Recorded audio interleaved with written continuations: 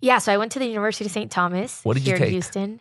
I have I have 2 degrees, a bachelor's of business administration in accounting and a bachelor's of business administration in finance. Okay. And what were you looking at becoming upon graduating? Yeah, so I started as a tax accountant. So I worked at a mid-sized firm and really enjoyed that. But after my internship was over, I probably saw myself more in corporate finance. I had a really good family friend that works at Phillips 66 in the finance department. And I thought, well, maybe that.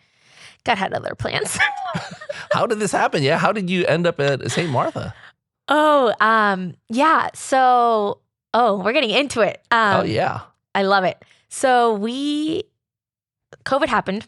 Mhm. And at the time of COVID, I was working at the tax firm. Okay. Internship ends. And I still had like a year. At that point, I was registered to do the MBA right away. So 2 years Okay. to graduate. And so I was like, this is perfect. I'll graduate. I'll take some time, focus on school. And then when I graduate, I'll get a job. And I really did love accounting and finance. I was the president of the accounting society, super involved in the business school. Uh-huh. But at the same time, I was here all the time. I was really involved in campus ministry. So internship ends. And like 2 weeks later, I get a phone call from the director of campus ministry, Nicole Labadie.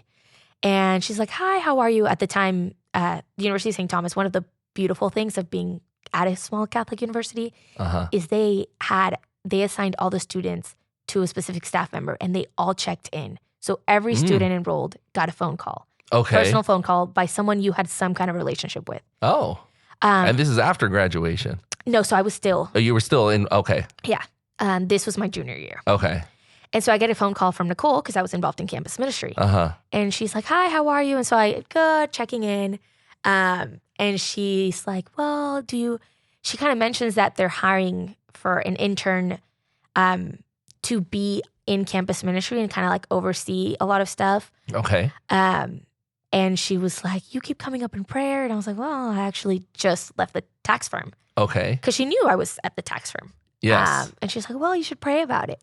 So I prayed about it. And like 2 weeks later, I said yes. Like I started working. I said yes pretty soon on. But I said yes and worked in campus ministry. And again, just while I'm in college, this is great. Working at school.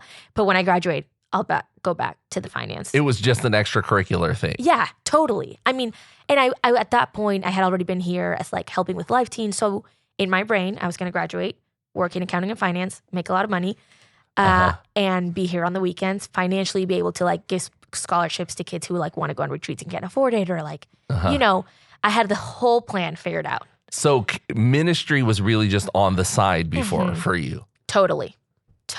And I did love it. So like looking back, I'm not surprised I'm doing it full time. But it was never part of the plan. And so I was working in campus ministry and it kind of came, this was end of junior year. So senior year came and really felt called to leave like that idea behind of accounting and really do ministry full time.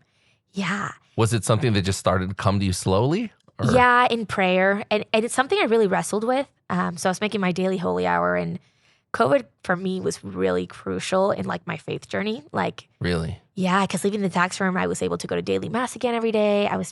We here at San Faustina, we were doing the live stream for holy hour every day. Yes. And so me and my friends would help with the live stream. So I was here every day from 3 to 4, making my holy hour and talking.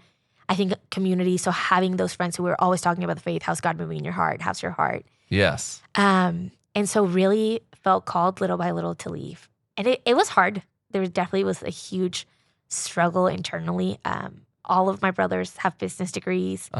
And especially I think as an immigrant, like your parents move to give you the best future. Yes. So they want to be sure that you're financially secure. Yeah, for sure.